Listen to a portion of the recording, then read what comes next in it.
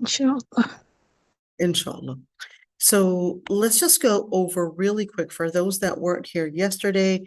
Let's just go over first what we talked about yesterday in order to kind of refresh what we covered yesterday. So yesterday we went over pretty much the map of what we're going to be talking about. We said there are going to be a couple pockets to talk about.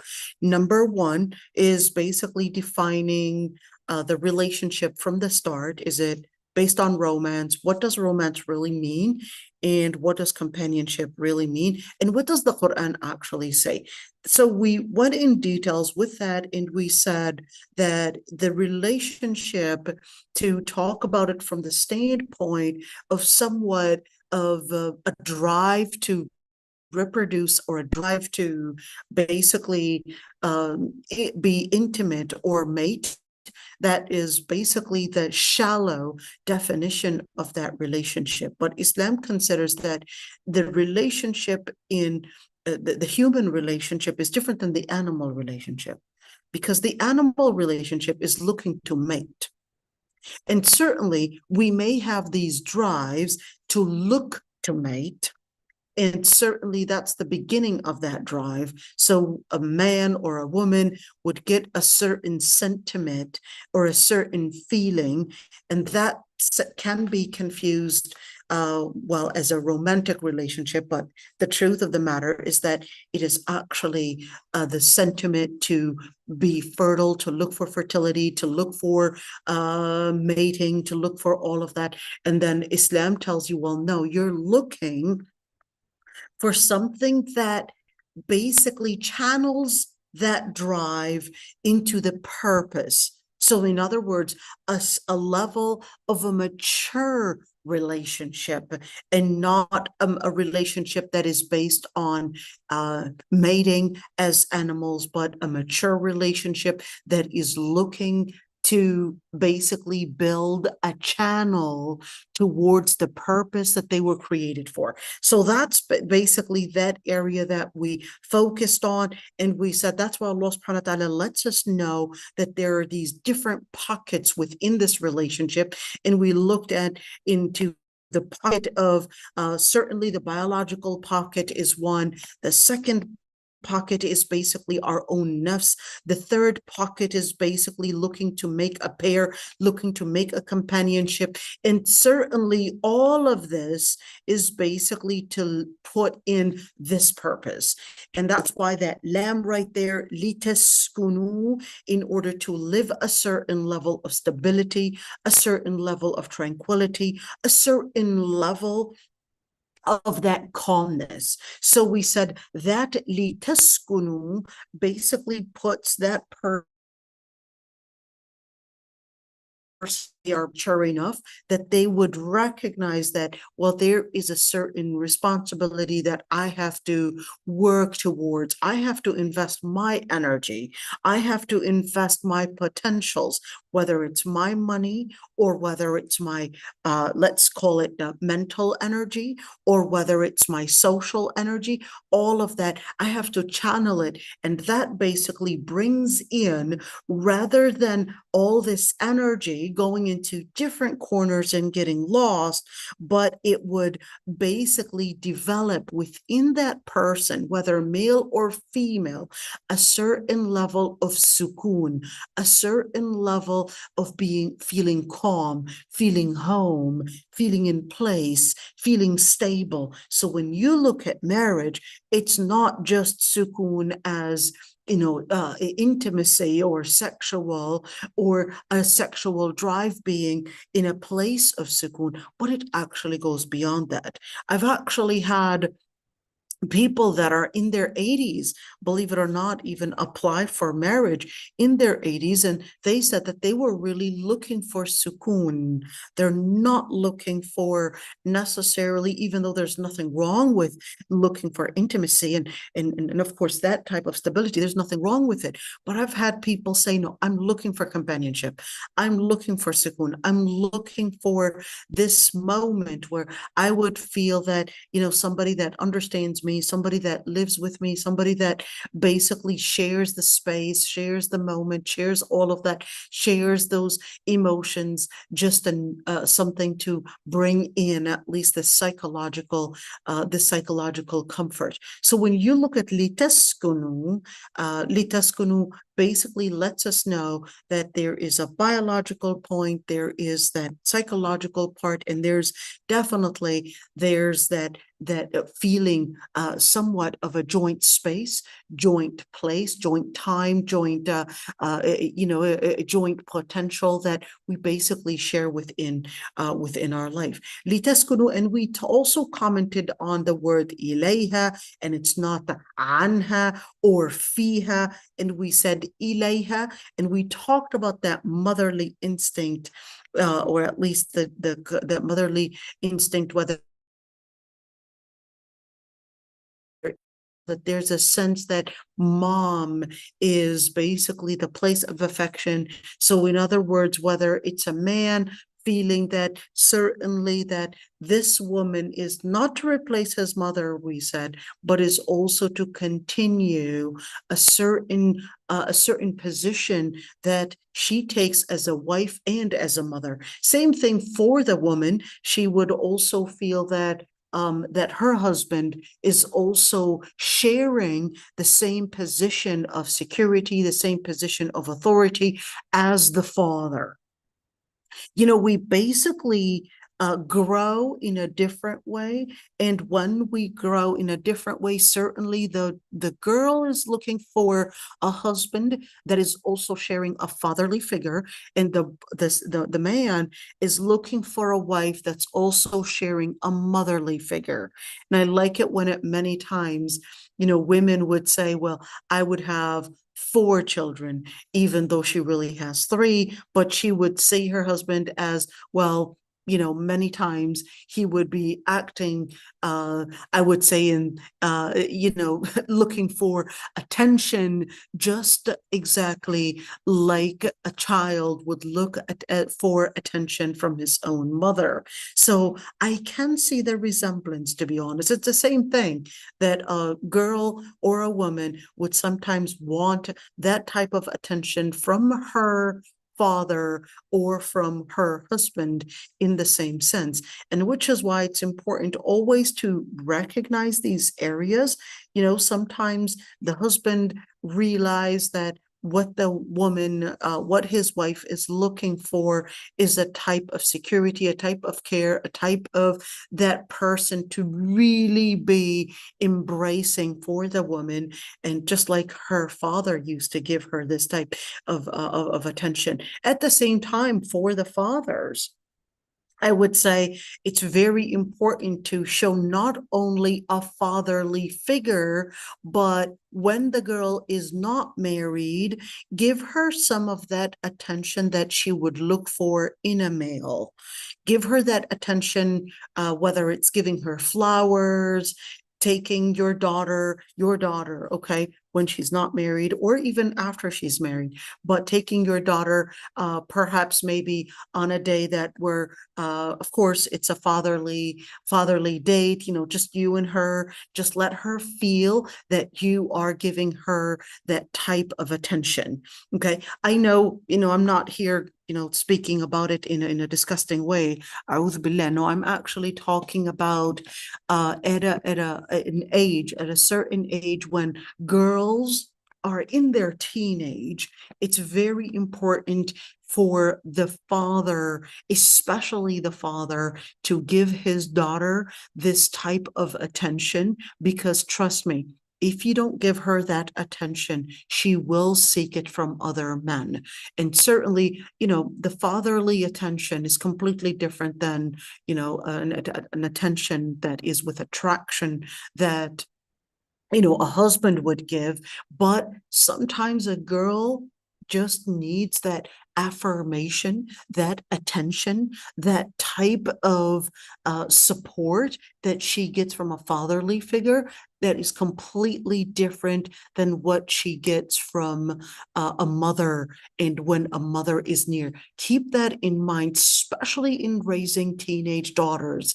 Yes, Dads, you really need to do things that you would not normally do, whether it's, I don't know, on her birthday or on a special day. Give her flowers. Maybe your wife doesn't care about that and feels that, this is not my, especially after probably 20 years of marriage, your wife is going to look at you like when you give her flowers. At least some women, they won't consider it as special and might think, you know what, thank you very much, but you can just put it in that vase over there. But for a daughter, especially with the social media, all of this aesthetic, all of this, let's say, firing type of emotions are really important, especially for girls.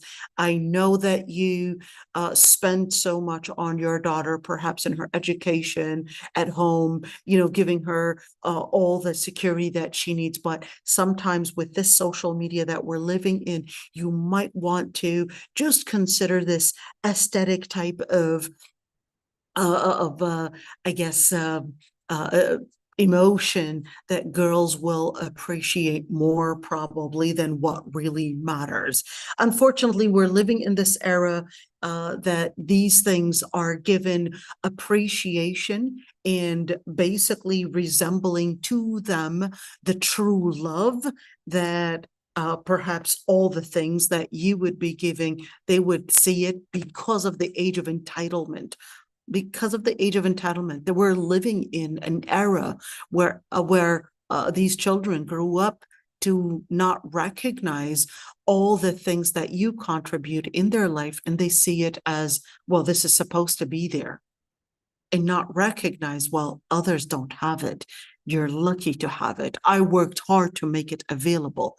But then the society that we're living in is basically convincing them, oh, that's their responsibility. Therefore, you don't even have to be thankful. Yes, you do have to be thankful. But unfortunately, there are certain things that we sometimes have to recognize within our times and within our society. I know I got a little off topic, but I guess this is, having a teenage daughter and, dealing with, with teenagers before, I guess it's a different world. Just wanted to bring that to your attention. On the other hand, basically boys, I know sometimes as mothers, we may get carried away. I'm talking now about the mother, okay? Because I don't want to right now, at all start giving lectures to the men on how to instruct boys and how to make boys as men. I'm definitely not at that position to do so whatsoever. Okay, so I'm definitely not going to get into that area, but I would say as mothers, I would really recommend building a relationship that is not necessarily an authoritative relationship, but somewhat letting them know that they have to have this type of a relationship where وَخْفَضْ لَهُمَا جَنَاحَ الذُّلِّ. Certainly, you're not at the same position, but with your children, but at the same time, they have to, while they're recognizing that, we have to build somewhat of a companionship with our children. Companionship, where sharing jokes, sharing happy moments, sharing, I guess, certain privacy. Sometimes you have to, let your children talk to you, and you're probably making them feel that, yes, I'm not going to tell your dad, and then, tell their dad, and share it and see what, positions you should be taking, etc. But sometimes let them feel that, I'm not necessarily going to get punished, but at least I want to share it. And what we need to get to is basically making sure that we're giving them the right mentorship.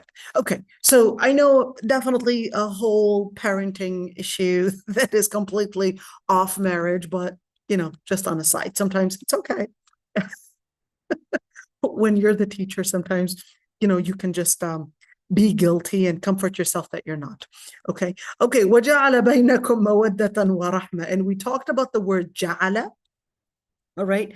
And we said that Ja'ala is to let us know. Yes, Allah subhanahu wa ta'ala is giving us the inference that there are certain factors that we can learn, we can find. So certainly going perhaps to marriage therapists, and I would say Muslim marriage therapists, or perhaps maybe learning from other people's experiences on how to deal with certain things that have gone wrong and what to do, and certainly learning these factors. And right now, there are great lectures, great studies on how we can learn on different methods to improve our marriages, different methods for communication, even different ways of dealing, even if this person was a narcissist or whatever have you, that there are different methods in making what, let's call it this word, ja'ala, in making marriages become successful. And I would usually say 2 years of the first 2 years in marriage are the training years of making this marriage basically work out. Now I would say the first 5, and sometimes I'll even go up to 8. But marriages don't become very beautiful until perhaps after 15 years. That's when you had really, really, really shared everything. I don't mean by everything about your past or everything of, no, you have to be wise. Do not share everything with your husband. Definitely not. There are certain things that you have to recognize that there has to be some wisdom. Okay. But at the same time, I would say learning how to understand what pleases your husband and learning how to express what pleases you as well. And understanding certainly all those different things that would make that chemistry basically blend. It may take time. It may take time. So we'll, at least what we get, the inference from the word ja'ala is to let us know that in order to get to al-mawadda and al-rahma, that affection, that love, that chemistry, that there's one thing that we have to recognize from the word ja'ala, which is the inference that there are factors to learn, that marriages are supposed to be invested in to make them successful. They're not necessarily born successful. They're made by your investment, by your homework. Therefore, we realize that companionship is basically something that you prove to your husband and he proves to his wife that he is willing to invest in making you secure or in making you feel comfort in that comfort, or making you feel the trust, the integrity, the trustworthy, all of that. This is key to a successful marriage.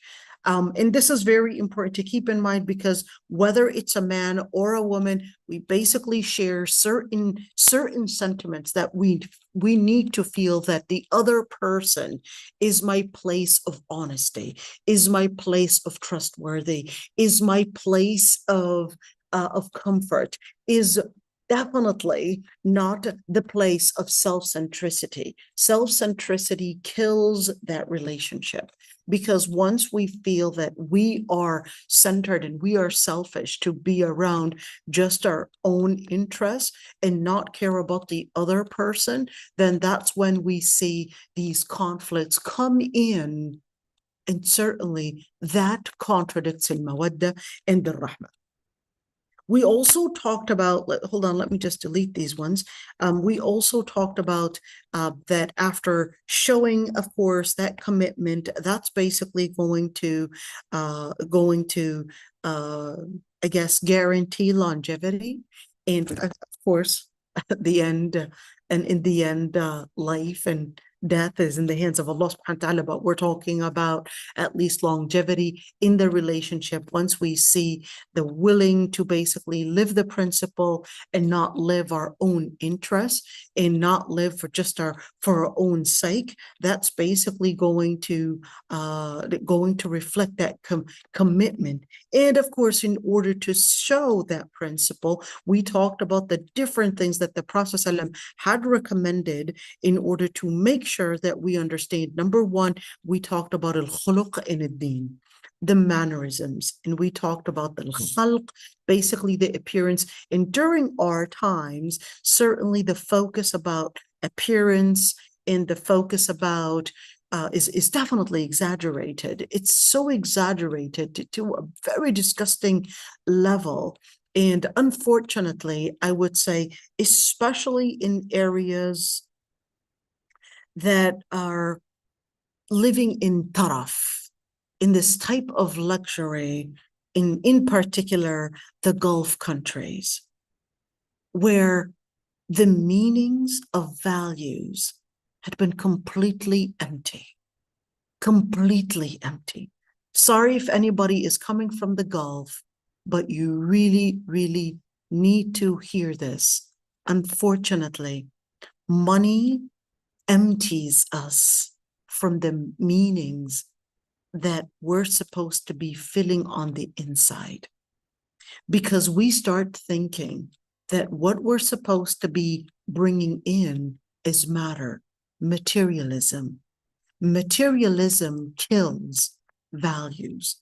Materialism kills the meanings that everything that may be surrounding us, whether it's in our relationships, whether it's in our commitment, whether it's in our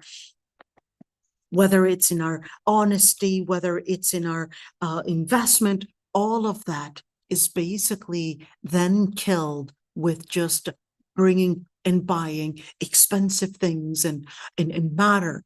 It becomes their place of focus. And the amount of money you spend, they'll start looking at that as that's what proves your commitment.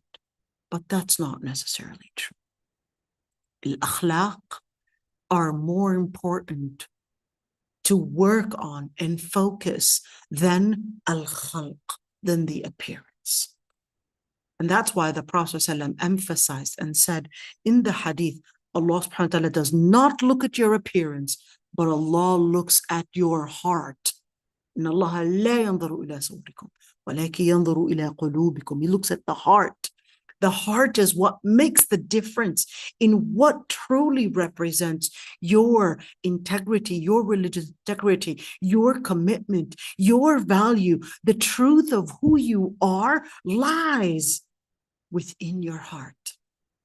And that's why the Prophet ﷺ emphasized خُلُقَهُ وَدِينَهُ. He said, you need to look at the khuluq. How do I find the khuluq? How do I investigate the khuluq? We talked about investigating the khuluq through the language. We're not talking about language, meaning English, Arabic, whatever it is. No, we're talking about the language, the way they would speak. Are they speaking in a harsh way? How do they speak with their mother? How do they speak with their sister? How do they speak? And specifically, I'm talking about mother and sister, because this represents dealing with women in general. Women have a completely different mindset than men. And certainly, they have a completely different way of seeing things, way of dealing with the world around them. So when this boy or this man when he talks to his mother or talks to his sister, they speak in a way that is very condescending, then trust me, he will down the road, once he gets a hold of you and marriage happens, he will speak to you in the same manner. Because, hey, as women, no matter how educated you are, you share the same mindset as the other women to a certain extent. We share certain things that we care about, our dynamics and what we see in this life. Hey, our fluctuating hormones and all these different things. And yeah, we are seeking attention in the same way we see as women. Our anatomy affects our psychology. And no matter how much we wanted to say, then I'm different, at the end of the day, you basically have this anatomy that functions to at least 70% or more, possibly the same way that another woman's anatomy functions. Therefore, your psychology by 85% or 80% or whatever, but within this high range, is going to be the same. You are a woman, just like his sister, just like his mother. So if he did not know how to deal with that chemistry, you're going to be next. And this is why it's important. When you look at al-khuluq, you need to see the way that he uses his tongue with his sister, with his mother, with his basically family. That's number one. Number two, the way that he speaks with people around him at work and play area, whether it's at the masjid, etc. That's who you want to ask. How is he dealing with the people around him? What does he do? What is his priority? What are his priorities? Let's make it into a plural. What does he care about? What does he do at the event of getting angry and not getting what he wants? And it's how does he react? That's the khuluq. Khuluq during ease, and the khuluq during anger, and the khuluq during a challenge. What is that khuluq like? During a challenge, what will he do? What will he behave in? Or same thing, what will she do when she's getting in a moment of being upset? What will she behave in? When she's having, whether getting close to her period, or whether she's probably in the future going to be getting pregnant, or, these moments of when she wants something, when she's angry, what does she behave like? Is she the worst behavior that a woman can have is being sneaky and lying. The worst behavior that a man can have is being sneaky and lying. Lying and sneaky, they both come from the same area, which is lacking trustworthy. The worst of the mannerisms is not being truthful. That is the worst khuluq that a person can have. Therefore, the best akhlaq that we can have is honesty. Why? Because that moment that you're being transparent, you're being honest, the other person is going to also feel comfortable that you're not playing a game behind their back.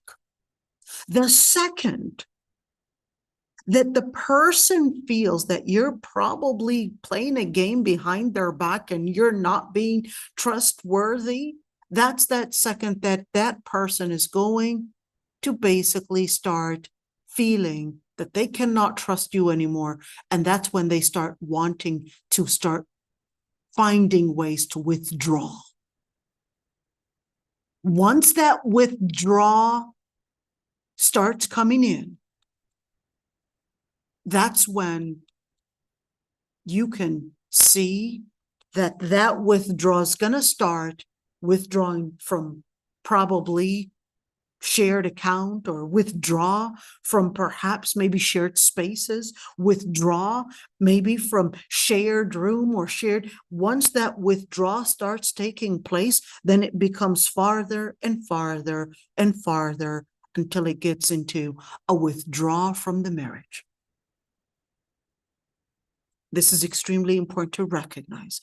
Trustworthy, honesty, integrity is the most important manner that you want to look for. It's so easy to fake everything else.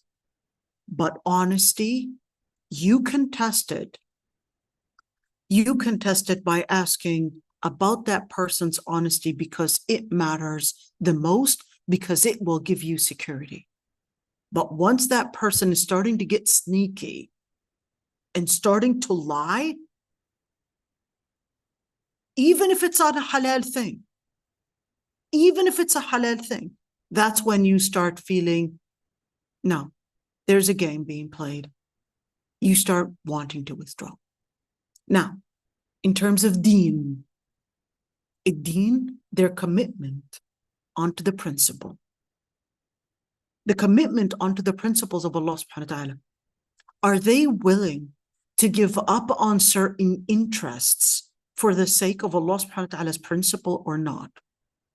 Are they willing to give up on perhaps a job because they discovered that it was haram, or probably a relationship because they discovered it was haram, or whatever it is in their life? Are they willing to give it up just for the sake of Allah subhanahu wa ta'ala because they recognize? And I want you to look at this one. When we talk about deen, you want to know somebody's deen, this is the area of test. Are they willing to give up on the privileges that they have in dunya to get a privilege in the akhirah or not? That's the biggest test in deen. That's why Allah subhanahu wa ta'ala would often use the word ishtara. Allah subhanahu wa ta'ala would use the word ishtara. What is it, ishtara? Ishtara means to make a transaction. Transaction, it's supposed to be a job, a business, right? But Allah subhanahu wa ta'ala uses that word because there's a certain trade that you are willing and wanting to make. You give up on certain privileges in dunya because you're seeking akhirah. You have it. You're giving up on a certain privilege in dunya. Same thing with akhlaq. When we speak about marriage, the principle, my marriage, Allah subhanahu wa ta'ala asked me to save that.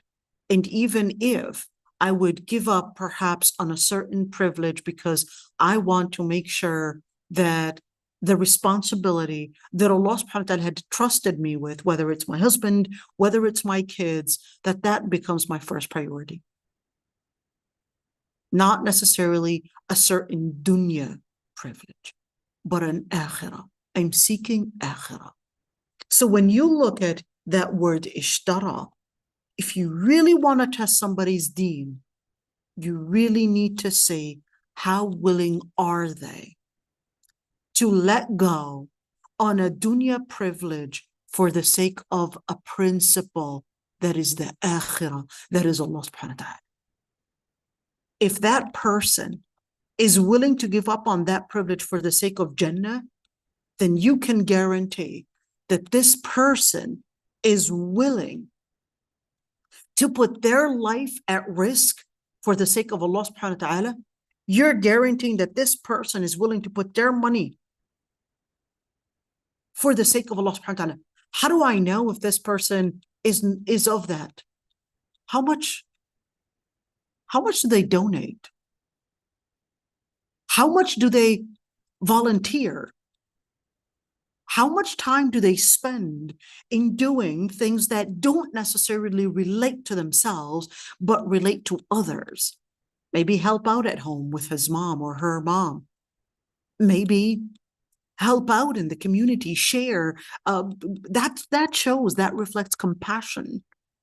How much are they willing to donate for the good cause, for the akhirah, for the people that they probably will never get to meet, maybe in, I don't know, the Horn of Africa or whatever, they'll probably never get to meet, but they're willing to donate. And subhanAllah, when you donate, Allah subhanahu wa ta'ala had said, خُذْ مِنْ أَمْوَالِهِمْ صَدَقَةً. And he said, why is it? تُزَكِّيهِمْ وَتُطَهِّرُهُمْ بِهَا. It is تُزَكِّيهِمْ, It is to make them into a level of tazkiyah. What is tazkiyah? Purification.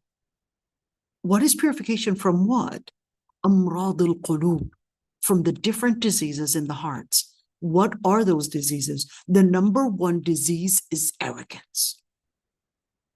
Today's language and today's, I guess, the modern word that they would use is narcissism. That's what they would use. But the Quranic term for narcissism is al-kibr. Is al-kibr, is arrogance, is pride. That's the narcissist in the Quranic term. It's al-kibr. Once that kibr gets there, that's when you will see that that person knows nothing but themselves, and they will be willing to play all this victim game in order to get past and get basically their own interests. They're willing to play that game. Just like Fir'aun. He'd say, إِنِّي أَخَافُ أَن يُبَدِّلَ دِينَكُمْ أَوْ يُظْهِرَ فِي الْأَرْضِ الْفَسَادِ. He would come in appearance of a religious person, a person of principle, a person that is keen on people's civilization, keen on people's interest and economical stability, when what he was keen on was his own self. But he would come in and present himself as a person of integrity, a person of principle, a person that cares about you, when in reality, there is nothing but a demon hiding behind that image. And this is extremely important to keep in mind, that the worst thing that you can have is arrogance. And that's why when you want to test that, you want to see that sadaqah. Are they willing to give a sadaqah? How much do they give in sadaqah? When do they give the sadaqah? And when we say sadaqah, il-bukhl is different types. What is il-bukhl? Selfishness, greed, being stingy. It's in different types. There's al-bukhl that is a materialistic bukhl. The materialistic bukhl, they don't want to share. And there's another social bukhl. The social bukhl is not of any less importance than that materialistic bukhl. That social bukhl comes in where the person is not willing to share a smile or even be forgiving. You know, maybe it's the other person's fault. But are you willing, for the sake of the argument, for the sake of that relationship, are you willing to just say, you know what, I'm sorry? Can you just say, I'm sorry, not even if you're not necessarily at fault? And if you did not practice how to say, I'm sorry, even when you're not at fault, whether it's a man or a woman, by the way, whether it's a man or a woman, yes, there's going to come a time where, as a woman, you may need to say sorry, or probably just come in and just try to bring in that relationship, even though you may not be at fault, because you consider that the relationship is more worthy. Because you're not bakhil, you're hospitable, you're generous, even in your contribution to what really makes value. Remember, il-bukhl is not just in money. Il-bukhl can be in your sentiments as well. Il-bukhl can be in your contribution to what really matters. If it means for me to just come in and share a hug, or just share a moment, or probably make a cup of coffee. I made your breakfast, it's on the table, even though I'm still angry. But I'll say, why? Because Allah subhanahu wa ta'ala asked me to be there in service for the family, for my husband, whatever. I'll still make I'll still make the food. I'll still cook. I will still do the laundry. I will still do all of that. Why? Because I'm not bakhil. because I'm generous. And once that generosity goes beyond money and becomes a generosity of akhlaq, those are the types of people that carry the best of the akhlaq. One, being trustworthy. Two, staying away from bukhl, staying away from that stinginess with its two types, money and a person's generosity in their forbearance. This is key, because not until then are we really going to understand what it means to be a person of commitment, a person that is willing to compromise and compromise and compromise. Compromise comes from the same spirit of that generosity that we're talking about. Compromise basically means not being stingy in your personality. Because a person that is stingy in their personality, they become very hard to deal with, because they will just have all these borders. You know, I love this story. I'm going to share it. It's a very, I guess, just give me a second.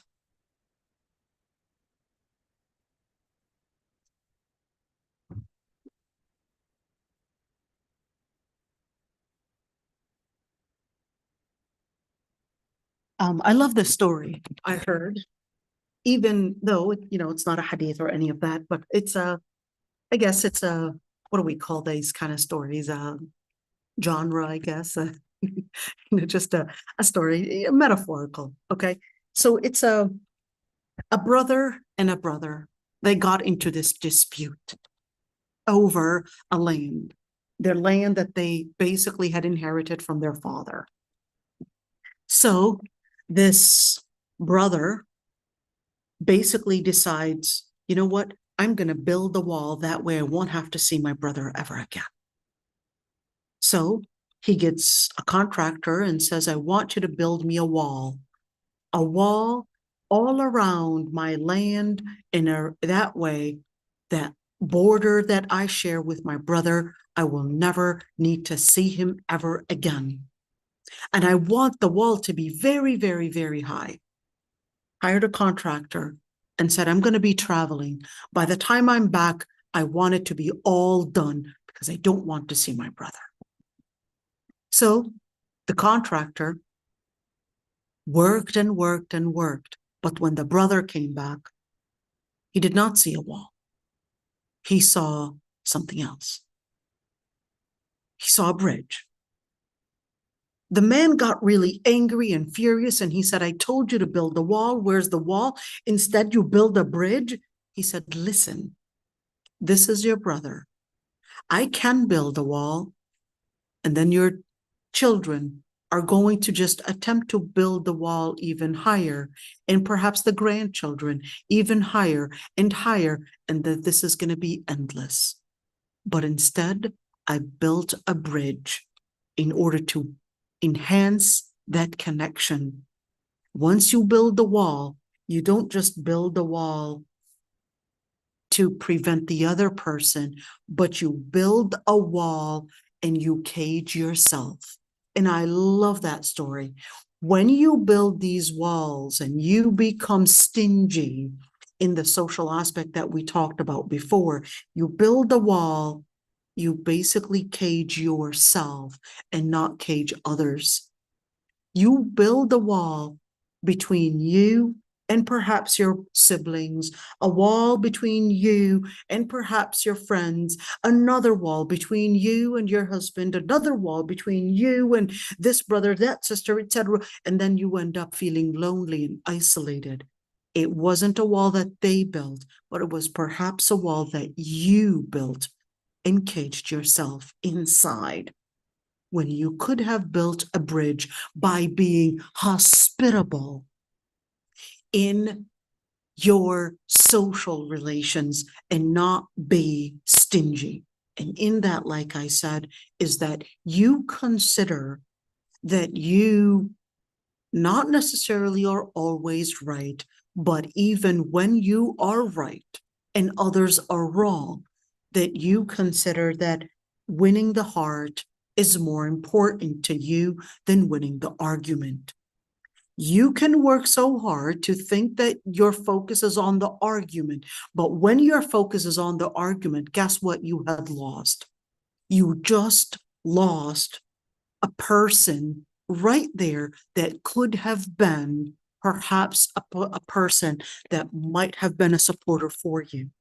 And guess what? When you create this enemy without you realizing, because certainly you thought I won the argument, the other person is going to have the sentiment, or at least be provoked to find different ways in order to challenge and compete with you again. In other words, it becomes a war that right now I might have lost this battle, this round, but there will be another and a third and a fourth round. That's why Allah subhanahu wa ta'ala says, idfa' billati hiya ahsanu sayyi'ah. Why? Because in the end, فَإِذَا الَّذِي بَيْنَكَ وَبَيْنَهُ عَدَاوَةٌ كَأَنَّهُ وَلِيٌّ حَمِيمٌ. The person, when you put in and you invest in a good akhlaq, the person that you might not have had anything but animosity, when you present good principle, good and in the best of your integrity, then this person becomes perhaps maybe in the future, even if you had some animosity between the two of you, this person becomes كأنه ولي حميم. This person becomes as if they are wali, a supporter, and the hamim. Al-hamim is basically the companion. That's al-hamim. So when you look at that, this is, if we're contributing in the society like that, well, the same meaning that we would say in the society, even more, we would talk about marital relationships and what we need to invest in. It's okay to say, I'm sorry, whether you're the husband or whether you're the wife. And sometimes we don't have to use the word sorry. To use the word sorry and to expect that, no, I need that word sorry. Sometimes we just have to use a different word, which is a word of body language. Bought a flower. I don't have to say sorry with it. Just bought a flower. Or probably, hey, came in. Probably even, bumped into each other's shoulders, even though, ironed this for me. For example, you can make it a moment to let him feel that, you know what? I hope you see that I'm a woman of commitment. I hope you see, same thing with the man, that I hope you see that I'm a man of commitment and I will not give up on you. This is what will build within our hearts that true love. And that's why the Prophet ﷺ had said in the hadith, خَيْرُكُمْ خَيْرُكُمْ لِأَهْلِهِ. The best of you, the best mannerisms that you can give is basically the mannerisms that you would contribute for your ahl. Al-ahl is more of the marital relationship. In other words, we're talking about that small family, your husband, you and your husband, or at least the wife, because al-ahl here means wife. Okay, and the Prophet ﷺ was letting us know that the best akhlaq that you can invest in, the best compromise, the best contribution is really for your wife. That's the best contribution that you can give for your wife within your household. They deserve the most of your attention. They deserve the most of your commitment. They deserve the most of your contribution. So let's see. And Allah subhanahu wa ta'ala says, وَلَهُنَّ مِثْلُ الَّذِي عَلَيْهِنَّ بِالْمَعْرُوفِ. And they would have, basically, just as you're expecting them to contribute in good, they also have the right that you would contribute in good with them too. You expect a woman to basically be at your service and basically be there for you. Well, you have to be there for her too. Certainly, the ayah continues, وَلِلرِّجَالِ عَلَيْهِنَّ دَرَجَةٌ. There's no question about that. But many men may abuse وَلِلرِّجَالِ عَلَيْهِنَّ دَرَجَةٌ, which is the ayah basically saying, well, there's another step, another degree that men would have the right over women. But some men would abuse that and would really expect women to be nothing but slaves to them. But Allah subhanahu wa ta'ala was letting you know, do not abuse. Do not abuse these women. That's why the Prophet ﷺ, during the time of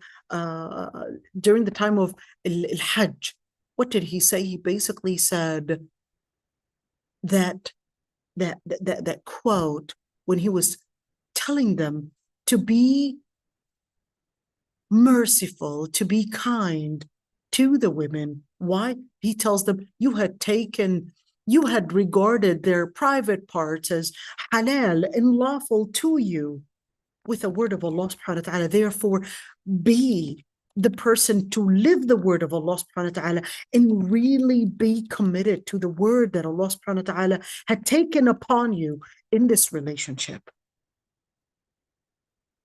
So even when they may go wrong, don't exaggerate the punishment.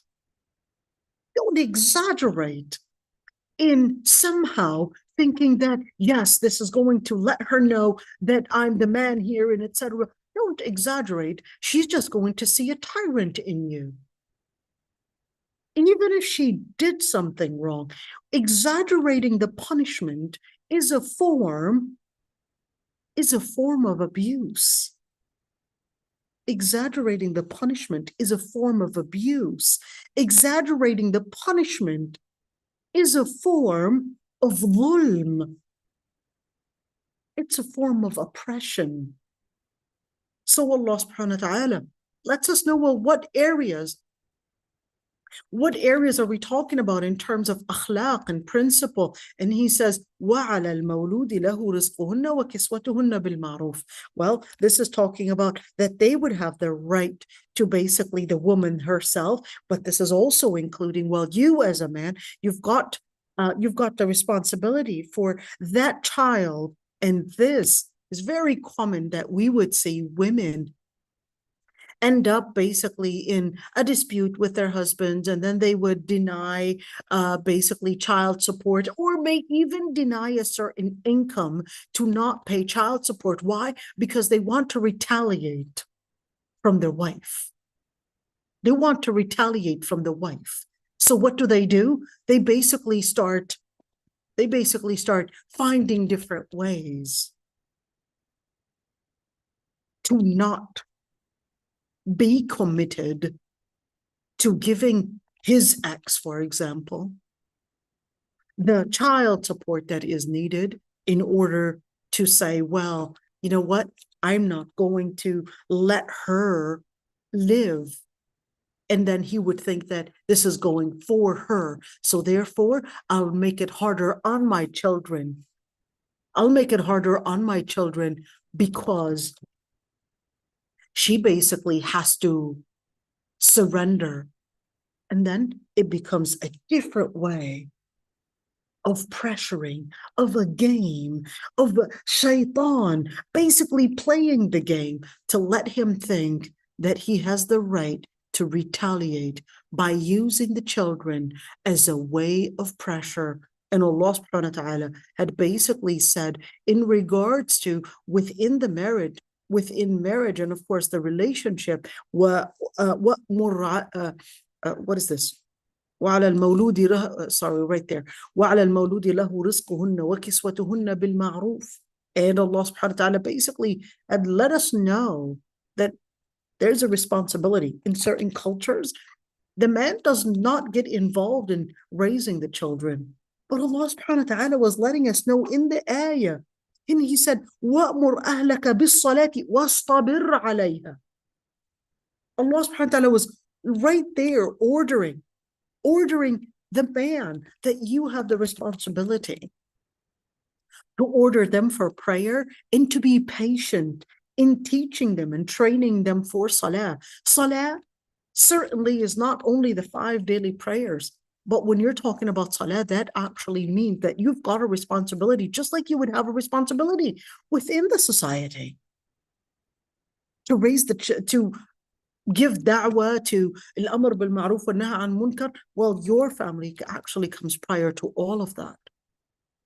But then, certainly, that's a contribution that you also have to invest in. The Prophet ﷺ had also said, لا يفرق مؤمن مؤمنة, described that a believing man would not, the word is yafrak. What is yafrak? Yafrak, you know when you feel grinded. Just imagine you put perhaps maybe spices or maybe meat or whatever, and you start grinding this to make it ground. That's al-farq. When a man gives that woman that hard time, that's how she feels. What is that letting us know? That women are more vulnerable to anxiety within marriage, and to the point when a marriage goes wrong, they become more vulnerable to the anxiety that basically results out of this relationship going wrong. And it becomes so deep, as if you are completely grinding them, as if you are breaking them into pieces. That's how hard when a woman goes into anxiety, it is as if you were breaking and slicing her nerves. She's more vulnerable to sorrow than men are. That's basically giving me that inference. So when the Prophet ﷺ tells the man, La yafrak, it's like, don't grind them. You got to be easy.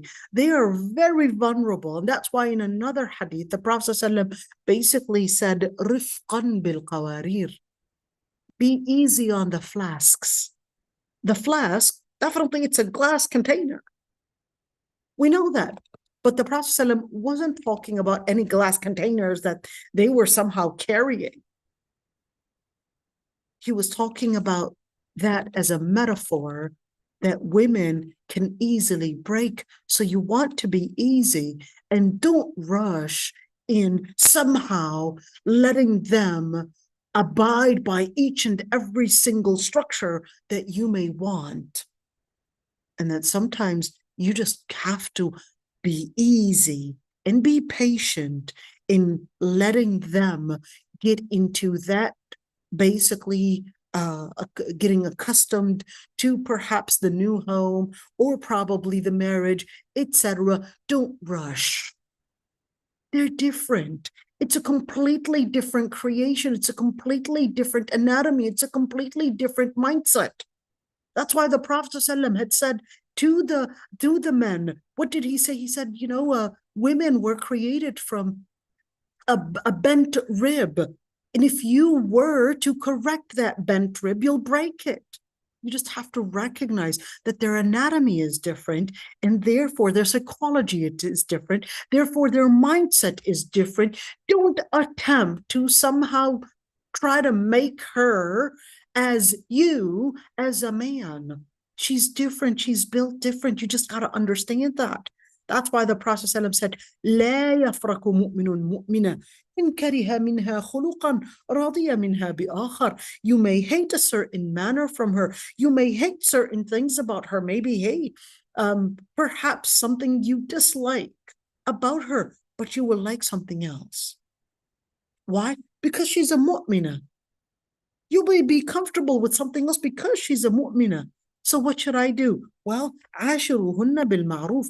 Notice that the ayat that are asking men, notice that we had more ayat that were telling men what kind of a mannerism that they should apply in their life dealing with women more than the other way around. Just keep that one in mind. Keep that one in mind. You know, Allah subhanahu wa ta'ala is giving us a hint right there for the man. You want the woman to be the woman that you want her to be. You be the man. You be the man that she had trusted. Show her that you're the man. Show her that you're the person that she can trust. Show her that you're the person that can give her security. Show her that you basically live up to the principle. Show her that love, that compassion, that care, that mercy. And trust me, a woman is sincere in her commitment. Unless she's a woman that is away from deen, that is away from integrity, that's a different story. And I know those women exist. And unfortunately, that's why when the Prophet ﷺ had said, رَأَيْتُكُنَّ أَكْثَرَ أَهْلِ النَّارِ, I had seen most of the dwellers in hellfire are women. And he said, تُكْثِرْنَ اللَّعْنَ وَتَكْفُرْنَ الْعَشِيرَ. تُكْثِرْنَ اللَّعْنَ, you complain too much. You're always just damning the things around you, complaining too much, because you won't even see that anybody had contributed anything. You only see what you had contributed, and you want others to see it, but you don't want to appreciate what others may invest and contribute in making your life possible too. And that's the worst attitude. It's the worst attitude that a woman can have. Just like a man. We said the worst attitude when, we talked about a number of different attitudes, not being honest and being sneaky and all of that, and not being responsible, certainly. But the worst attitude is complaining attitude. Whether a man or a woman, continuously complaining about everything. And they have these strict rules and structures for everything. It has to be this way. It has to be done this way. If it's not done this way, they go into this tantrum. Horrible attitude. Horrible attitude. Get into this attitude because if it's only my way, if it's not done in my way, then I'm going to get into a tantrum and basically start going out there. This is not right. You will lose the person, no matter how committed they are for you, because at the end of the day, if you continuously just make a tantrum over everything, people are going to give up. They're going to have a time where they're going to feel that I need to withdraw. Learn to compromise, whether it's a man or a woman. Not everyone is supposed to be living based on a certain structure that is in your brain, that this is the best way to do it. If it's not done this way, sorry, ladies. One of the hardest personalities is a perfectionist, and one of the easiest personalities is a perfectionist. Okay, is this an oxymoron? No, it is. Wait a minute. I thought you said no, and now you're saying it is. Yes, let me explain. The easiest personality is a perfectionist because they will do the best and they will be committed to being perfect in whatever they are basically asked to do as a task. But the hardest is basically a perfectionist because they expect the same from you too. So they will be perfect to a certain level, but they expect you to be the same. And guess what? It's impossible for this perfectionist to be perfect because their standards of perfection is so detailed that it's almost impossible to know their standards and live up to their standards. And no matter what you do, you're always going to have a shortcoming. because they're so particular, intricate about their perfect standards that there's no way, absolutely no way to satisfy this person. And that's why they're the hardest people to deal with, but the easiest, because they will do their best to be perfect. But yeah, just keep that one in mind. And even ladies, here's a question, I guess, that rises right now. So if you're saying this person is a perfectionist, person is this and that attitude or mannerism, can we at all change, or are we born that way? A very important hadith. Al-Mundhir ibn al-Ashaj ibn Qais. The Prophet ﷺ, this group of people from another tribe, they come into Medina. And then they go right away to meet the Prophet ﷺ, embrace the Prophet ﷺ, sit with the Prophet ﷺ. But there was this man that didn't. What did he do? He goes, finds a public place, has water, takes a shower, dresses up, puts fragrance on, and then goes to meet the Prophet ﷺ. So the Prophet ﷺ notices this, and then he tells him that you have two mannerisms that Allah and His Messenger love. And he said, what are they? He said, Al-Hilm wal-Ana. Al-Hilm is forbearance. What is forbearance? Even when people had wronged you, you're willing to compromise, because to you, winning the heart is more important than winning the argument. This is forbearance. Al-Ana. What is Al-Ana? You don't rush. Whether rushing others to satisfy you or you satisfying others, you don't rush. You basically try to do things right and perfect. Remember when I said the perfectionists, they're the hardest, but they're the easiest? So this is al-ana. Al-ana, they don't rush. And having these two things are impossible. Remember what the perfectionist? How to be al-ana is basically to be perfect. You're looking for the perfect and the best way, gentleness and perfection. You want to take your time to do the right thing, but forbearance. When others are not meeting your expectations, you're basically letting go and compromising and not necessarily expecting them and probably at their back, why didn't you, we got to do this, blah, blah, blah, blah, blah. But once these two personalities meet in a person, they are the best of akhlaq. Al-Hilm wal-Ana. Al-Ana, the perfectionist, the gentle person. Al-Hilm, even when others don't meet their expectations, but they're willing to let go, willing to compromise, willing to just move on. That moving on, the Prophet ﷺ had basically described one of the best personalities. He described that a person, الهين,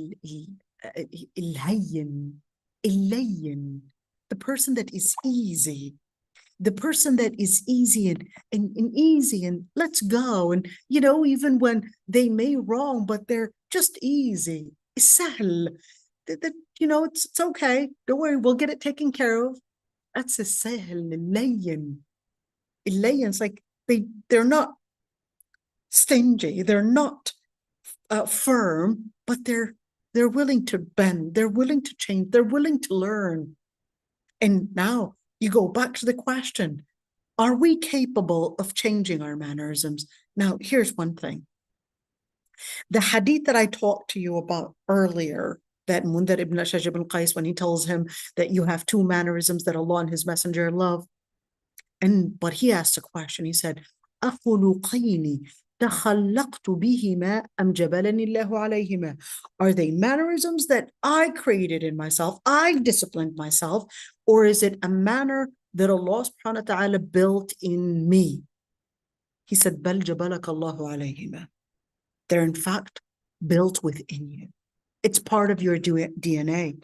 So he said, Alhamdulillah that Allah subhanahu wa ta'ala created it in me and created a mannerism that Allah and His Messenger love in me. Now, but does that mean that, well, it's part of my DNA and I can't change anything about it? It's there and it's there. There's nothing for me to do. The answer is no. If there was nothing that we could change, then Allah subhanahu wa ta'ala would not have held us accountable and would not have asked us to embrace certain mannerisms. And we could have just said, well, we were built that way, and therefore, it's not my problem. But Allah subhanahu wa ta'ala tells us about certain mannerisms that, no, this is what I want you to do. He wants you to do. There are certain practices to do in order to learn how to mentor yourself into these mannerisms.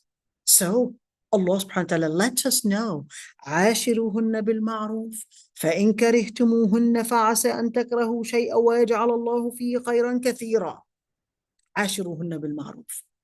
When you deal with these women, give that ishra in بالمعروف. What is بالمعروف? المعروف has two meanings. One, المعروف can be on good terms. The other meaning, المعروف, is basically the term that is known within your society.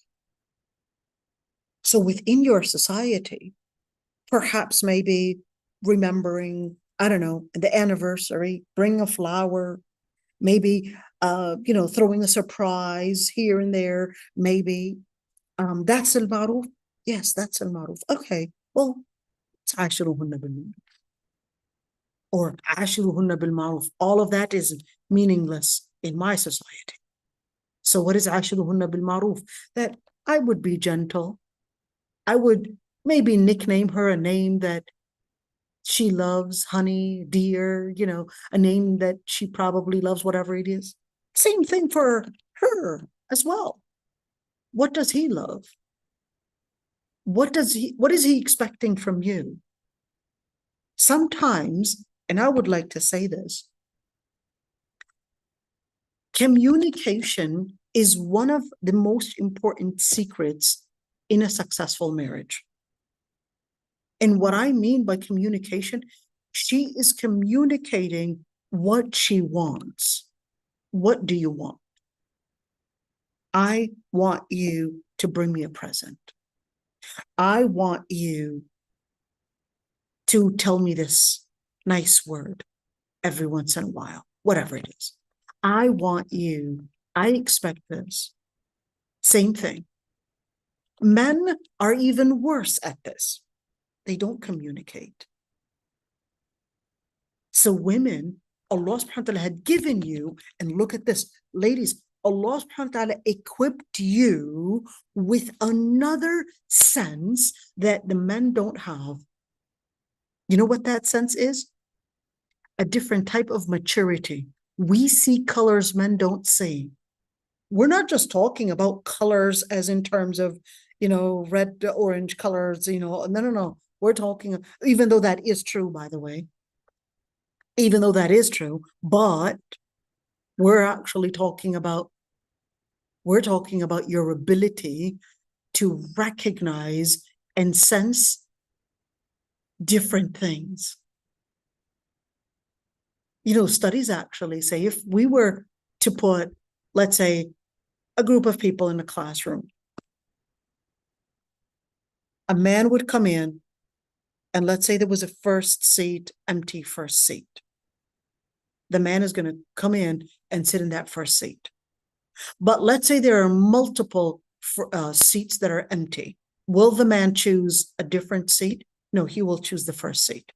For the woman, she will do a fast screening for this classroom and recognize a specific seat, and it could be at the back row or in the middle row with just a fast screening.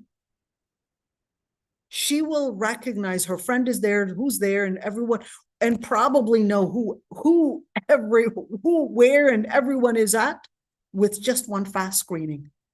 And she will most likely not choose that seat that was right in front of her. She will be selective. And she will choose a specific spot, a specific seat, and not necessarily what's in front of her. And that's not only in seats, but that same thing, recognizing facial expressions, recognizing perhaps changes on the body, recognizes changes in the house, recognizing all of that. She can do a fast screening and recognize this was taken from its spot. This was this. Oh, yeah, something's not. Something happened at work. What happened, etc. And just recognize. Doesn't need to talk much. She's got this kind of a visual intellect that men don't have. They don't have this visual intellect that like you have. And Allah subhanahu wa ta'ala had given it to you because men don't have the type of intellect to express. Men don't know how to express. Myself, my husband is Tunisian. I'm Palestinian. At the time, I've been married for almost 19 years now. And when I got married, we didn't have YouTube and all that. And we didn't have all of that, it wasn't even, I mean, we did have YouTube, but it wasn't as famous as today where you could just go online and actually see the foods and all of that. So I had no clue what Tunisian food looked like or what they cooked. We only had a couple Tunisian and then a couple Tunisians. And when I asked them, I completely made a mess, not in how I would combine the ingredients, but I basically put the wrong ingredients because in their accent, they use the word i'dam, for example, for eggs. And in my accent, i'dam actually means azam, it means bones. So instead of putting eggs, I put bones. So yeah, that's what we say. Anyhow. And of course, I didn't want to embarrass myself. And he asked, what is this meal? So I just stayed quiet and said, you know what do you think it is? And he said, I don't know, but I'll just eat it. He just wanted to be nice and he just ate it. But then I said, this is kefteji, which is a Tunisian dish. And he said, oh, it is? This is my first time seeing it. And even though that's his favorite dish, but he just said my first time seeing it because he had never seen it done with bones and not eggs. But I struggled for 5 months or 4 or 5 months to let him name me a dish so I can ask the Tunisian women how to make this Tunisian dish. And it isn't until I would make Palestinian foods and I would end up just literally cooking the dish and then dumping it because he was definitely like, that's not my taste. And I would say, tell me a name of a dish. Look, whatever. Tell me a name of a dish, for God's sake, anything. It's okay, anything. And I would cook anything and he would not eat it. For the first 5 months, 4 or 5 months, I can't remember exactly, but within that time frame. And then finally he got really angry and he said, cook makrona, cook tagine. And I said, wait, what were those words? I had to grab a pen and a paper. And I said, finally, it took me 5 months to get that word out of you. Tell me a name of a dish. That's when he got angry and actually said the word. It took him 5 months to express it. That's men. So tagine, makrona. And I was like, okay, I didn't even know makrona was macaroni, but all right, but they cook it in a different way. But anyhow, at the end of the day, it's not just my experience, but trust me, it's the same exact experience. Remember that anatomy basically develops a certain psychology? That's the same thing. There are certain commonalities between men, and when women would sit together and share their experiences, she's like, wait a minute, it's exactly the same thing that happens with me. And especially right now, you could see these social media videos, these reels, basically expressing things. You're like, oh my God, that's so real. We live the same exact dynamics in many, many, many ways. So learning these commonalities and these patterns is extremely important. Learning how to investigate, and I don't mean by investigate meaning, interrogate. No, I mean figure out without him talking. Try to learn about what makes him comfortable, what makes him happy, what makes him, I guess, satisfied. And same thing. Women, they expect that men would learn about them without them being verbal about it. She doesn't want to be verbal. She's like, well, I expect you to know that I'm looking for, I don't know, a hug or a kind word or whatever it is. And then they don't have this visual intelligence that you have. So use your visual intelligence and use your communication, because they don't know how to use visual intelligence to know what you want. And for men,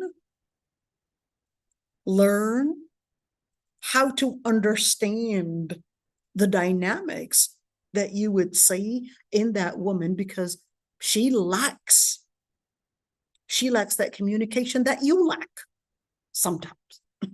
Okay, you lack that communication. Learn how to express, and teaching that for our children is important as well, to help them in the future. How do you feel? What do you want? Tell me what you want. Get to the point. What is it that you are looking for? This is extremely important. Let your children learn how to express what they are seeking, what they want, because that will make their relationship in the future easier, because they'll learn how to express themselves and will learn how to let others know what would satisfy them, whether it's a man or a woman. It's okay. Ladies, learn how to express yourself, because the man definitely lacks that visual intelligence and he won't know what you want. And for the men, please learn how to express yourself, because not always will the woman know exactly what your expectations are. Learn how to speak it. For the men, I'll say learn how to speak it. For the women, I'll learn how to say it as well and speak it. And for the women, I'll say learn how to be visual. And for the men, I will also say the same thing, being visual, where I don't have to express myself, learning how to understand this kind of a communication that is silent communication, but it may speak in the loudest words. Sometimes, how do I know this kind of communication? For a woman, it's a lot harder, but easier. Why? Because it goes around her cycle. It goes around her cycle. Learning, yep. Once she goes near her cycle, she's not herself anymore. Just understand, just 2 days, 3 days, just every month. Yes, that's the truth. When she's pregnant, yes, she's having this moment of while she's pregnant, and mood swings, especially if she's pregnant with a girl. All of a sudden, she's crying for no reason, and you're like, what's going on? She's crying. She doesn't even know herself. She doesn't even know. Trust me. She's confused about it herself, but she's going through that. Okay. So same thing, they're crying over this. The other day, I think my daughter was crying. Why? She said there's no drama. I don't have any problems in my life. She's crying because she doesn't have any problems in her life. Yeah. Yeah. Because there are no problems. I mean, I hear you. I was looking at them like, yeah, I know.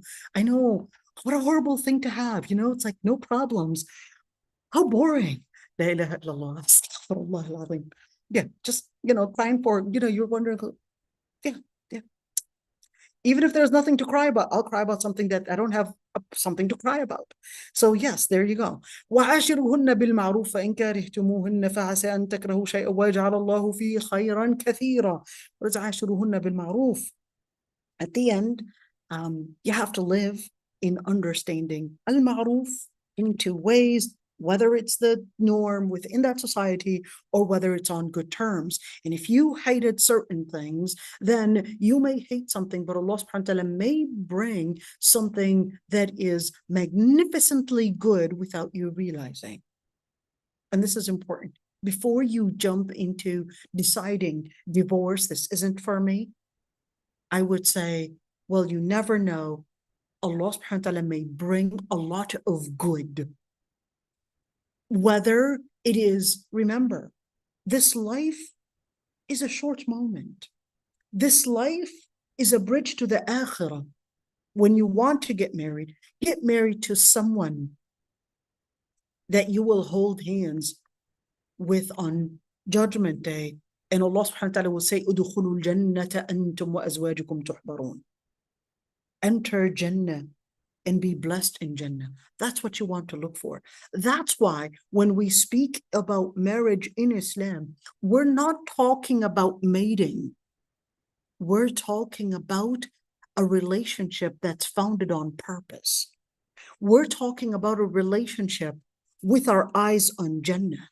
We're talking about a relationship with our eyes on Jannah, and we know that the tool is our own akhlaq and our own kids and our own commitment.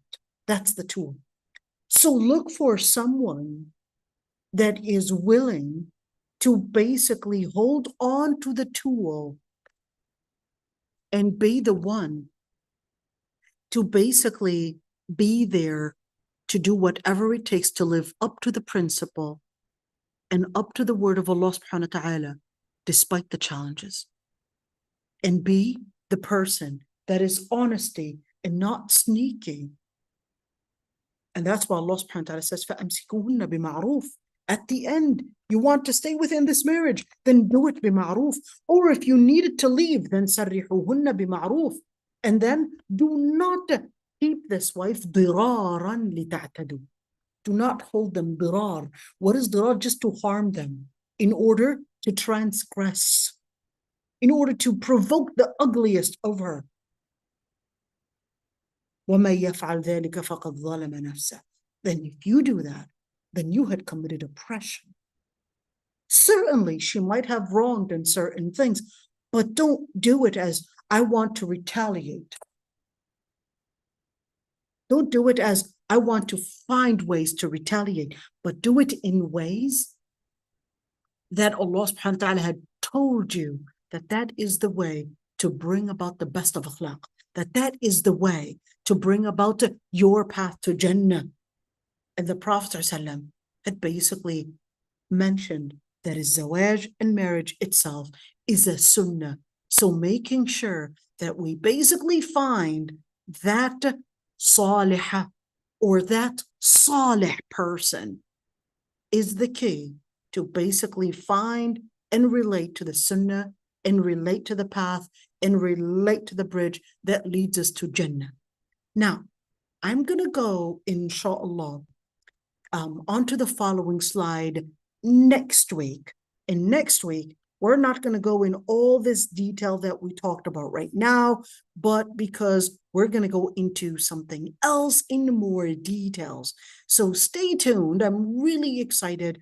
The series that we're going to be talking about is, I would say, is probably the core of the fiqh of marriage class. Right now, we're in the core.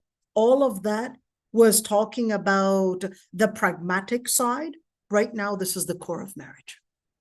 Okay, we still got a lot to talk about, okay? But this is the core of marriage. How do I live within marriage? All right, so inshallah, we'll continue. If there are any questions right now, I'd be happy to listen, or even suggestions. I'd be very happy to listen to them. Let me just make sure my internet connection does not get disrupted. So unmute yourselves, I can still hear you.